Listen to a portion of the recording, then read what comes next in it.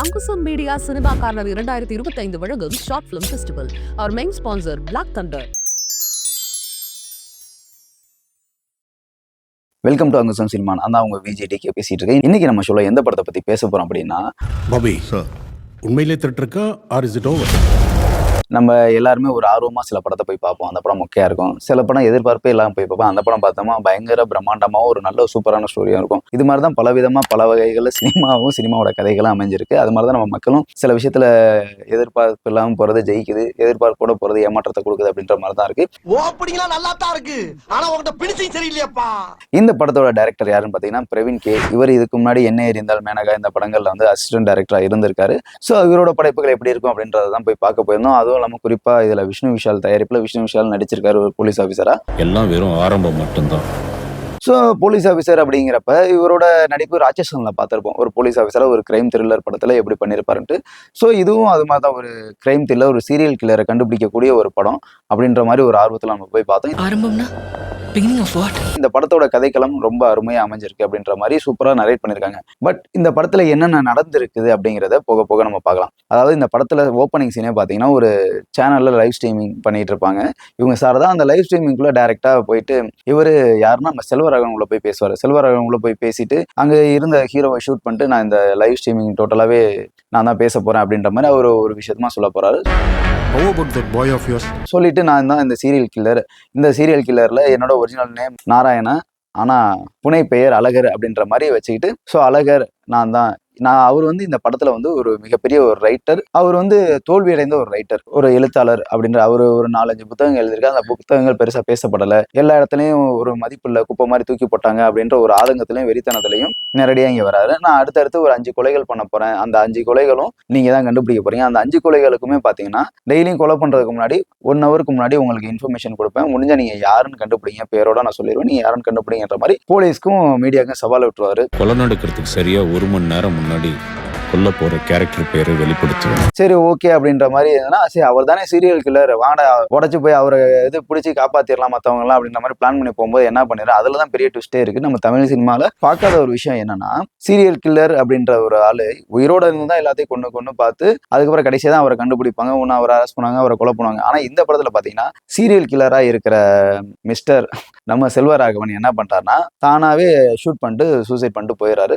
மொத்த உலகமே பார்க்கும்போது அவன் ஒரு உயிரை கூட எடுக்கக்கூடாது. ஸோ அதுக்கப்புறம் இந்த கொலைகள் எப்படி கண்டுபிடிக்கிறாங்க, ஒவ்வொரு டைமும் எப்படி கொலை நடக்குது, இறந்தவர் எப்படா கொலை பண்றாரு, லாஜிக்கே இல்லை. ஏன்னா படத்துக்குள்ள இருக்கவங்களுக்கும் சரி, அதுல நடிக்கிறவங்களுக்கும் சரி, ஆடியன்ஸா இருக்கவங்களுக்கும் சரி, கொஞ்சம் ஒரு விதமான குழப்பமாகவும் இருந்து புரிதல் இல்லாம போய் புரிஞ்ச ஒரு படம் தான் இந்த ஆரியன் படம். நீங்க வேணா காப்பாற்ற ட்ரை பண்ணுங்க. ஸோ இது மாதிரி போயிட்டு இருக்கும்போது இந்த படம் ஓகே, இது மாதிரி சீரியல் கில்லர் ஸ்டோரி, இவர் தான் கொள்றாரு, இறந்தவர் எப்படி கண்டுபிடிக்கிறேன் விறுவிறுப்பாக கொண்டு போகணும் அப்படின்ற மாதிரி சொல்லியிருக்காங்க. அதே மாதிரி இந்த படத்தோட மியூசிக் பார்த்தீங்கன்னா ஓரளவு எல்லா இடத்துலையும் ஸ்கோர் சூப்பராக இருக்குன்னு சொல்ல முடியாது. ஓரளவு முக்கியமான இடங்கள்ல ஒரு சில இடங்கள்ல ஸ்கோர் நல்லா இருக்கு, மற்ற சில இடங்கள்ல ஸ்கோரிங் வந்து ரொம்பவும் பேட்னு சொல்லும் போது மச் பெட்டர் தான். சில இடத்துல சேர்க்கக்கூடாத விஷயங்களை ரொம்ப ஹெவி சவுண்டாக சேர்த்து அந்த விஷயத்துல என்ன நடக்குதுன்னே தெரியாதுன்ற மாதிரி ஆக்கி வச்சுட்டாங்க.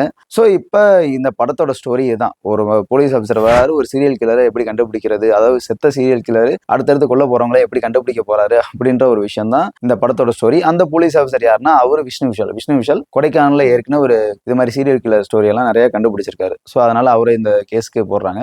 இதுதான் படம். அந்த Kodaikanal serial killing case solve பண்ணாரு.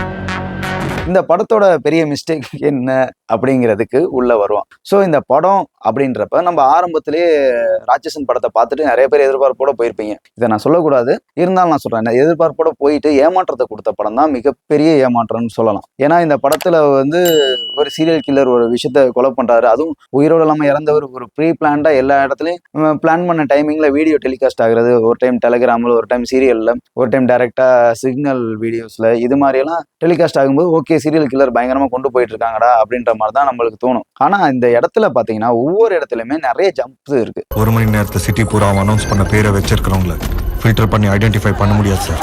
என்ன ஜம்ப்டா அப்படின்னு கேட்குறீங்கன்னா, இப்போ விஷ்ணு விஷால் ஒரு இடத்துல கொடைக்கானல்ல ஒரு கிரைம் ஸ்டோரியை கண்டுபிடிக்கிற அப்படின்ற மாதிரி தான் உங்கள்ட்ட ஸ்டார்டிங்ல சொல்லியிருந்தேன். அந்த படத்துல அதான் காட்டியிருப்பாங்க. அந்த கிரைம் ஸ்டோரியை கண்டுபிடிக்கக்கூடிய ஒரு தடயவியல் நிபுணராக தான் இவங்க யாருன்னா அவரோட மனைவியான மானசா, அதாவது இந்த படத்தோட ஹீரோயின், அவங்கள காட்டுறாங்க. ஒருத்தன் வாழ்க்கை பூரா பிளான் பண்ணி ஸ்கெட்ச் போட்டு பெர்ஃபெக்ட்டா எக்ஸிக்யூட் பண்ணியிருக்கான். ஆனா இதுக்கப்புறம் விஷ்ணு விஷால் இந்த கேஸை கண்டுபிடிக்கிறதுக்காக நிறைய விஷயத்துல ட்ரை பண்ணிட்டு இருப்பாரு. ட்ரை பண்ணும்போது அவங்க ஒரு தடயவியல் நிபுணரா அவங்க ஒரு விஷயத்துல இருக்கிறாங்க அப்படிங்கிறப்ப அவங்க விஷ்ணு விஷாலுக்கு எந்த ஒரு விஷயத்திலுமே ஒரு ஹெல்ப்பா இல்லாம ஒரு போலீஸ் டிபார்ட்மெண்ட்டுக்கு அவங்களுக்குமே ஒரு சம்பந்தம் இல்லாத ஒரு கேரக்டர் மாதிரி தான் ஒரு படத்தோட ஃப்ரேம்ல இருக்காங்க. ஏன்னா ஸ்டார்டிங்ல மட்டும்தான் லவ் மேரேஜ் அப்படின்ற மாதிரி காட்டினாங்க. அந்த இடமே பாத்தீங்கன்னா எதுக்காக அந்த கேரக்டர் உள்ள கொண்டு வந்தாங்கன்னு தெரியல. அந்த கேரக்டர் வந்ததுக்கு வராமலே இருக்கலாம். ஸோ இவங்க லவ் பண்ண சீனு அப்புறம் மேரேஜ் ஆன சீனு இது எல்லாமே ஒரு சாங்ல காட்டிட்டாங்க. திரும்ப மறுபடியும் தூக்கத்திலையும் கனவுலையும் ஒரு சில சீன் காட்டியிருக்காங்க. ஸோ இந்த மாதிரி சீன்லாம் எடுத்துட்டாலே இந்த படத்தோட ஜம்பிங் ஃபெயில் கட் ஆயிரும்.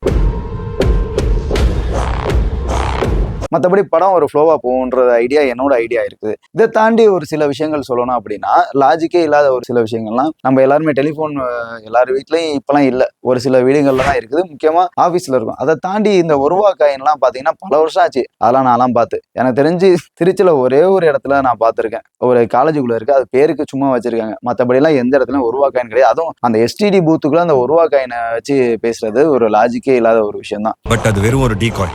ட்ரஸ்ட் மீ கைஸ், இது இவ்வளவு சிம்பிளா இருக்கிற வாய்ப்பே இல்லை.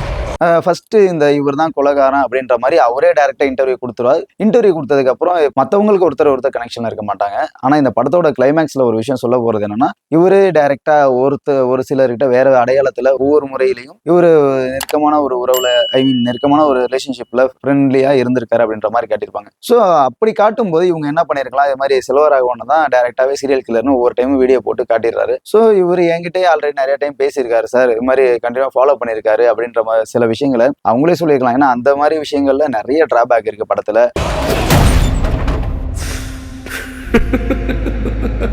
அதே மாதிரி கிளைமேக்ஸ் இவங்க கொண்டு போய் வச்ச விதமும் பார்த்தீங்கன்னா ஒரு மாதிரி சொதப்பலான விஷயம் தான், யாருமே ஏற்றுக்க முடியாத ஒரு விஷயம் தான். எப்படின்னு பார்த்தீங்கன்னா, ஒரு ரிப்போர்ட்டர் கேட்பாங்க ஒரு கொஸ்டின், சார் அப்போ நீங்கள் ஒரு போலீஸ் ஆஃபீஸருக்கு பதில் சொன்னா இது சட்டப்படி தப்பு அப்படிங்குவார். அப்புறம் பப்ளிக்காக சொல்ல போனால் இல்லை அதுவும் தப்பு தான், இல்லை அதை கொஞ்சம் நியாயப்படுத்துகிற மாதிரியே சொல்லுவார். என்ன அப்படின்னா, இவங்கெல்லாம் பார்த்தீங்கன்னா சமூகத்துக்கு நல்லது நினைச்சவங்களுக்கு எதுவுமே அங்கீகாரம் கிடைக்கல, அதனால இவங்களை கொண்டு இவங்களோட பேரை வெளில தெரியற அளவுக்கு நான் அங்கீகாரத்தை கொடுத்துருக்கேன் அப்படின்ற மாதிரி சொல்லி இந்த படத்தை சொல்லியிருப்பாங்க. அது எந்த விஷயத்துலையுமே ஒரு லாஜிக்கே இல்லாம இருக்கு. இந்த உலகத்துல நீ எங்க தேடினாலும் நான் உனக்கு கிடைக்க மாட்டேன். நீங்களும் பாருங்க, என்னடா லாஜிக்கே இல்லாம இருக்குன்னு சொல்றேன்னு பாக்குறீங்களா? ஏன்னா இந்த படம் டோட்டலாவே அப்படிதான் அமைஞ்சிருக்கு. மற்றபடி ஸ்டோரி எல்லாம் பிளான் பண்ண மாதிரி ஒரு சில விஷயங்கள் கொண்டு போனாலும் அவங்க எதிர்பார்த்த விஷயங்கள், அவங்க அப்ளை பண்ண விஷயங்கள் மக்கள் யாரும் ரசிக்கும்படியா பெருசா இல்லை. மீண்டும் இதை பத்தி நீங்க தெரிஞ்சுக்கணும் அப்படின்னு நினைச்சீங்கன்னா நீங்க தியேட்டர்ல போய் படத்தை பாருங்க, பார்த்துட்டு உங்களுக்கான விஷயங்களை நீங்களே தெரிவிக்கலாம். சரியா? நம்ம மீண்டும் அடுத்த ஒரு ஜெலியன் சினிமா ஷோல உங்களை சந்திக்கும் முறை நான் உங்கள் Vijay DK. Tata bye by.